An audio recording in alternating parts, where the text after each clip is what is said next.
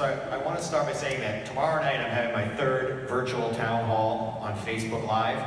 It's kind of a cool invention. You sit in front of your computer and you're broadcasting out to the world. Anyone who wants to can ask me questions. They'll pop up on my computer screen and I'll answer them, or you can email the campaign. Evan, who's standing back there holding up the camera wearing the striped shirt, he's going to have a handout for y'all that gives you all the information.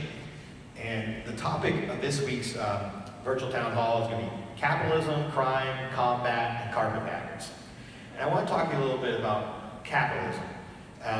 You rarely hear anybody actually critiquing capitalism anymore, right? We've all just sort of accepted that this is the way the system is going to be, and we want to fight at the edges and here and there and with these different social safety net programs, but no one ever really talks about getting at the heart of capitalism. And tomorrow night, when I have more time, I get to live my dream of being a college professor, and I'm going to talk about market failure and what that means, and in particular in terms of how we provide healthcare in this country. I'm going to talk about the tendencies towards monopoly and how that affects the way your money is distributed and how that affects banks having access to your entire life. And I'm going to talk about the corrupting power of greed. And these things, when Adam Smith came out with his book many centuries ago, folks, they knew these things were going to happen. And they knew that this system was not perfect, and they certainly knew that at best it was amoral, and at worst it is immoral. And I think we've totally reached the point now where American-style capitalism is an immoral system. So please join me tomorrow night and we'll talk a little bit more about this. So folks, if you didn't know it already, I'm here to tell you that the Democratic establishment in D.C. and New Hampshire is made up almost entirely of corporate Democrats and Rockefeller Republicans. Now, the establishment isn't you and me, right? The establishment is party hacks, talking heads, bagmen, money grubbers, and those who benefit personally and financially from the campaign industrial complex.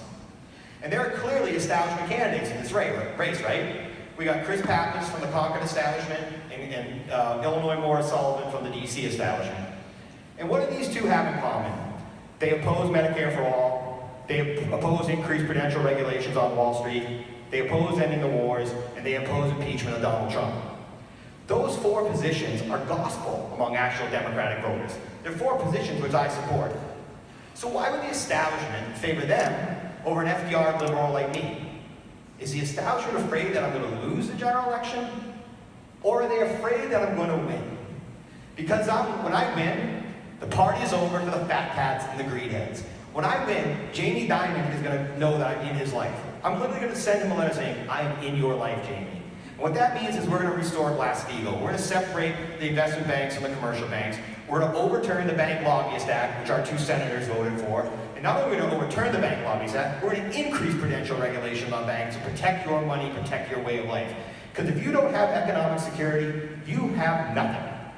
And so these special interests we're talking about, they fund the Republican establishment and the Democratic establishment. And this is what oligarchy looks like, folks.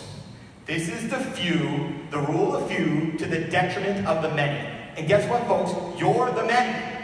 Okay? You're the many.